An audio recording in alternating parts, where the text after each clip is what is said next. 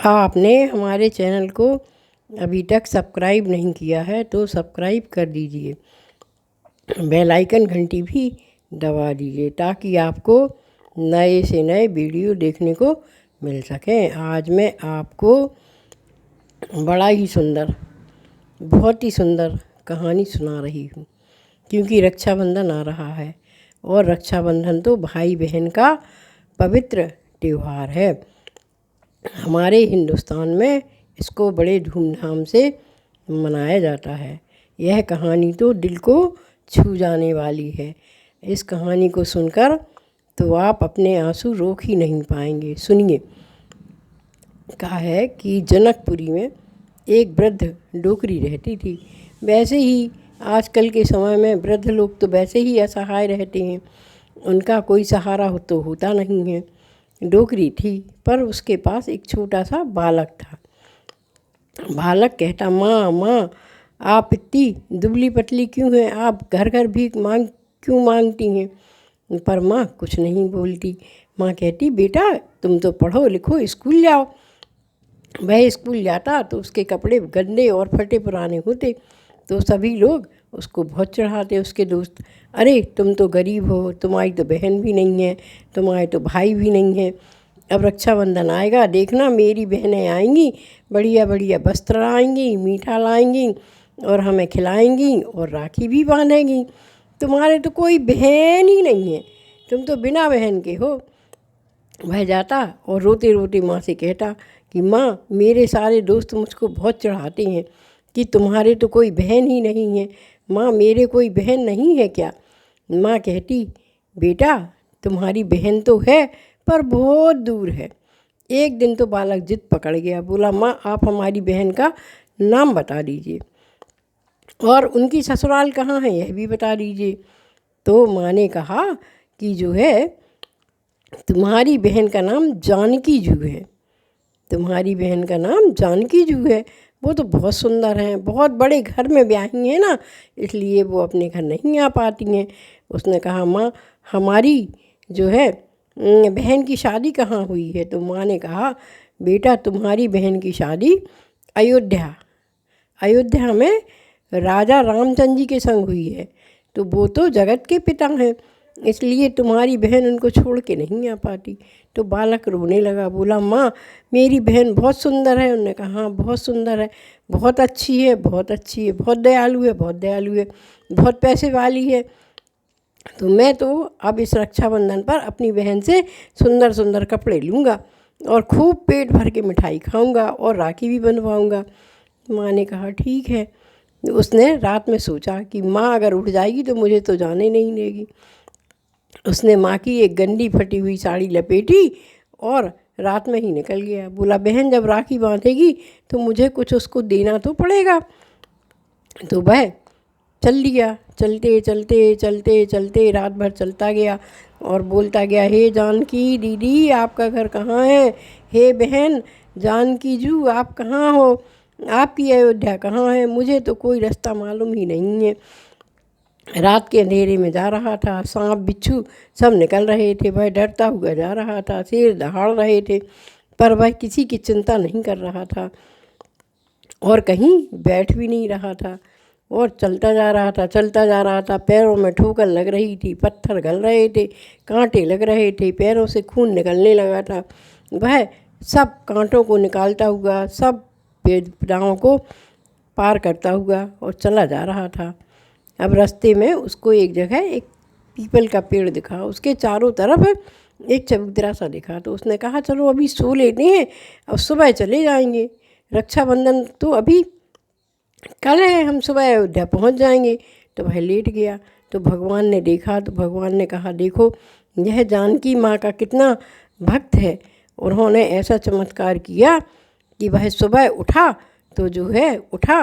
तो सुबह जो है जनक अयोध्यापुरी में उठा। वो वहाँ पहुँचा तो उसने पूछा, भैया ये कौन सा गांव है? उन्होंने कहा, ये तो अयोध्या है, ये राजा रामचंद्र जी का दरबार है, यहाँ राजा रामचंद्र जी की मंदिर है। उसने कहा, आप हमें बहन जानकी जू का पता बता दो। सबसे पूछा, बूढ़ों से, बुजुर्गों से, बच्चों से, जवानों से, जो भी मिलता सबसे पूछता, हमें जानकी जू का पता बता दो, उनका महल कहाँ है, हमें जानकी जू का पता बता दो, उनका महल कहाँ है, वो हमारी बहन है, हमें उनसे राखी बंधवाना है।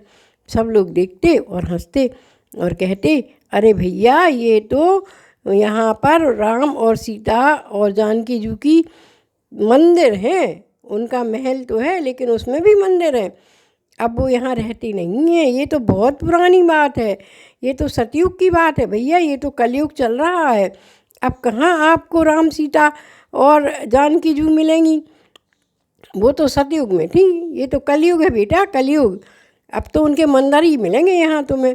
वह हर मंदिर में जाता, चौखट में अपनी नाक रगड़ता, अपना सर पटकता और कहता, जानकी जू अगर आप हमारी बहन हैं तो आप मुझे मिल क्यों नहीं रही हैं। आज रक्षाबंधन का दिन है, सब लोगों की बहनें बढ़िया बढ़िया नए नए वस्त्र लाती हैं, सुंदर सुंदर मिठाई के डिब्बे लाती हैं, भाई को राखी बांधती हैं और भाई भी अपनी बहन को कुछ उपहार देता है। मेरे पास तो कुछ नहीं है, मैं ये एक माँ की फटी हुई साड़ी लाया हूँ, माँ की साड़ी ही पहन लेना। माँ की साड़ी तो आप पहन सकती हैं ना। तो वह सर पटकता जाता और हर मंदिर में पूछता कि हे कोई हमें जानकी जू का मंदिर तो बता दो, कोई हमें जानकी जू का मंदिर तो बता दो। सभी पंडित पुजारी यही कहते कि बेटा सतयुग में जानकी जू थी और यह तो कलयुग है, अब कहाँ तुम्हें जानकी जू मिलेंगी। वह रोता रहा, भटकता रहा, उसके पैर दुखने लगे। अब रात आ गई तो उसने कहा, अरे माँ ने झूठ बोल दिया, कोई जानकी जू नहीं है, जानकी जू तो सतयुग में थी, यह तो कलयुग है। वह गया और जाकर एक चबूतरे पर लेट गया तो उसकी नींद लग गई, क्योंकि वह बहुत थक गया था और भूखा प्यासा भी था। उसने एक रात से और एक दिन से कुछ खाया नहीं था। इधर माँ बहुत दुखी थी और कह रही थी, मैंने बेटा से कह दिया, इसलिए बेटा जानकी जू को देखने के लिए गया है, लेकिन जानकी जू कहाँ मिलेंगी उसको, जानकी जू तो मिलेंगी नहीं। जब वह आएगा तब वह मुझसे बहुत लड़ाई झगड़ा करेगा। हे जानकी माँ, हे सीताराम, मैं क्या करूँ, अब मैं क्या करती। बच्चे को समझाने के लिए मैंने इस तरह से बोल दिया। तभी रात के 12 बजे भगवान ने देखा कि यह तो बहुत दुखी हो रहा है, तो ऐरावत हाथी पर, सफ़ेद हाथी पर बैठकर हनुमान जी हाथी को जो है महावत बनकर आए और उसमें राम सीता बैठी आए और उस बहुत सारे पहरेदार उनके संग आए। उन्होंने आकर और जो है बालक को जगाया और बोले, बेटा उठ जाओ, तुम्हारी जानकी जू आ गई हैं, तुम्हारी बहन आ गई हैं। उसने आंखें खोलीं और हड़बड़ा कर उठा। उसने देखा कि सामने एक सफ़ेद हाथी है, उस पर रामचंद्र जी बैठे हैं, उनके पीछे सीता जी भी हैं। और रामचंद्र जी ने कहा, बेटा उठ जाओ, तुम्हारी बहन जानकी जू आ गई हैं। तो बालक बोला, हाँ ये जानकी जू तो हो ही नहीं सकती, ये मेरी बहन तो हो ही नहीं सकती।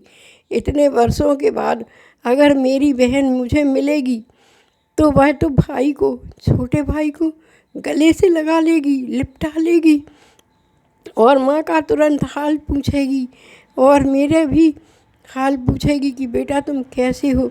वह तो भाव विभोर हो जाएगी।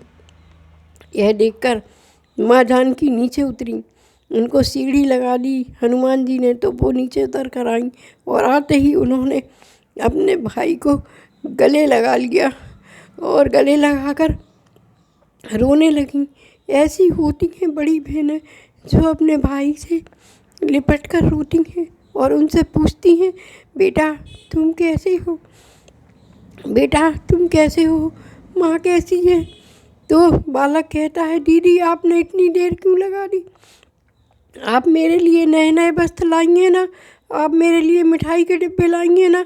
देखो मैं माँ की एक फटी हुई साड़ी दीदी आपके लिए लाया हूँ, यह साड़ी आप ले लीजिए और मुझे राखी बांध दीजिए।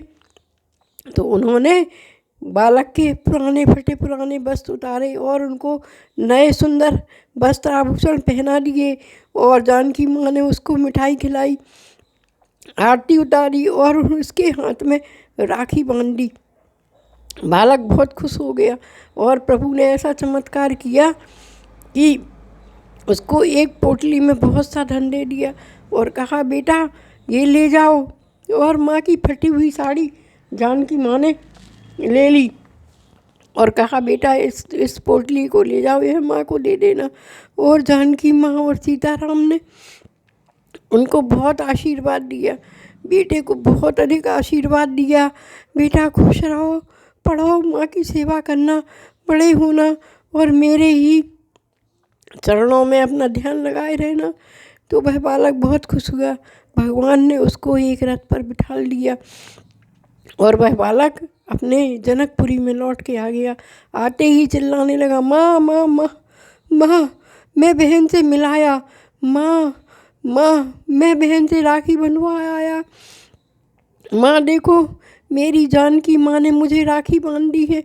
माँ बोली, पूजा से उठ के आई, दौड़ के बेटे को गले लगा लिया, सुंदर नए वस्त्र आभूषण देखे तो माँ समझ गई कि बेटे को जानकी और राम के दर्शन हो गए हैं।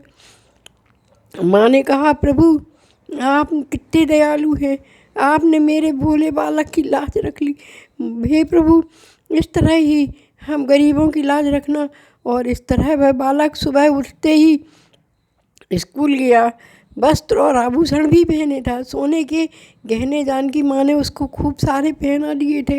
वह दौड़ा दौड़ा गया और अपने सारे दोस्तों को बताने लगा, हंस हंस के बताने लगा, मेरी जानकी बहन आई थी और मुझे इतने सारे वस्त्र आभूषण दे के गई हैं और मैंने उनके चरण भी छुए हैं, मैंने उनको माँ की एक फटी हुई साड़ी भी भेंट की है और उन्होंने तो मुझे बहुत सारे वस्त्र आभूषण दिए हैं। तो सारे दोस्त देखकर रह गए। वह नए वस्त्रों में और आभूषणों में बहुत सुंदर दिख रहा था।